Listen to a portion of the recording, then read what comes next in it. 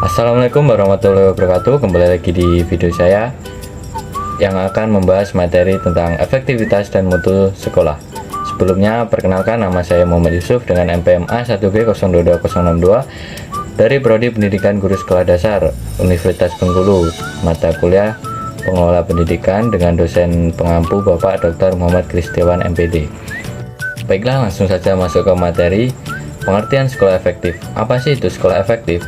Sekolah efektif adalah sekolah yang mengorganisasikan dan memanfaatkan semua sumber daya yang dimiliki oleh sekolah untuk menjamin semua siswa bisa mempelajari kurikulum yang esensial di sekolah. Karakteristik sekolah yang efektif. Apa saja sih standar-standarnya? Standar sekolah efektif yang pertama itu standar isi, memiliki kerangka dasar dan struktur kurikulum, beban pelajaran, kurikulum tingkat satuan pendidikan, dan kalender pendidikan. Yang kedua, proses pembelajaran. Proses pembelajaran pada satuan pendidikan diselenggarakan secara interaktif, inspiratif, menyenangkan, menantang, memotivasi peserta didik untuk berpartisipasi aktif serta memberikan ruang yang cukup bagi pralarsa, kreativitas, dan kemandirian sesuai dengan bakat, minat, dan perkembangan fisik serta psikologis peserta didik. Yang ketiga, kompetensi lulus, memiliki kecerdasan, pengetahuan, kepribadian, akhlak mulia, serta keterampilan untuk hidup mandiri. Yang keempat, standar tenaga pendidikan dan kependidikan. Yang pertama, pendidik, memiliki kualifikasi akademik S1, memenuhi kompetensi pedagogi, kepribadian, sosial, dan profesional, sehat jasmani, rohani, serta memiliki kemampuan untuk mewujudkan tujuan pendidikan nasional. Saran dan prasarana, memiliki prasarana dan meliputi lahan, ruang kelas, ruang pemimpin, satuan pendidikan, ruang pendidik, ruang tata usaha, ruang perpustakaan, ruang laboratorium, kantin, tempat olahraga, tempat beribadah, tempat bermain, tempat rekreasi, serta tempat atau ruang lain yang diperlukan untuk menunjang proses pembelajaran yang teratur dan berkelanjutan. Yang keenam, pengelolaan. Pengelolaan satuan pendidik pada jenjang pendidik dasar dan menengah menerapkan manajemen berbasis sekolah yang ditujukan dengan kemandirian, kemitraan, partisipasi, keterbukaan, dan akuntabilitas. Yang ketujuh, pembiayaan, memiliki biaya investasi dan biaya operasional.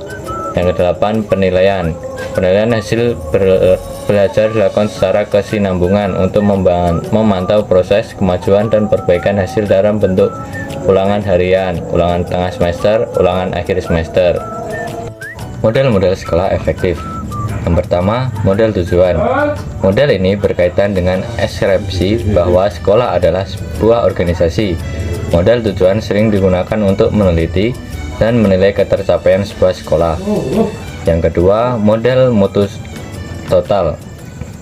Model manajemen mutu total mengklasifikasikan sebuah sekolah efektif jika sekolah tersebut berupaya melibatkan dan memberi kuasa kepada semua anggota dalam fungsi sekolah, mengadilkan pembagian keterusan dalam aspek yang berbeda, memberi kepuasan, keperluan, kehendakan, dan jangkauan konstituensi internal maupun eksternal sekolah.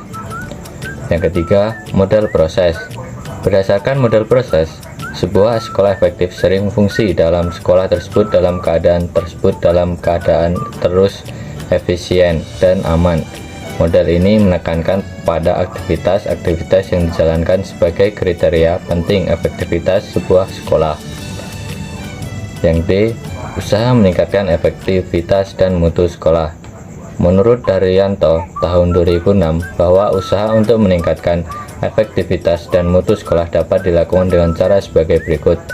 Yang pertama, school review merupakan suatu proses di mana seluruh komponen sekolah bekerjasama khususnya dengan orang tua dan tenaga profesional untuk mengevaluasi dan menilai efektivitas sekolah serta mutu lulusan. B. Benchmarking merupakan suatu kegiatan untuk menetapkan target yang akan dicapai dalam periode tertentu. Yang C. Quality Assurance merupakan cara untuk menentukan bahwa proses pendidikan telah berlangsung sebagai mestinya. D. Quality Control merupakan suatu sistem untuk mendeteksi terjadinya penyimpangan kualitas output yang tidak sesuai dengan standar. Sekian penjelasan materi dari saya. Apabila ada pertanyaan silahkan tulis di kolom komentar.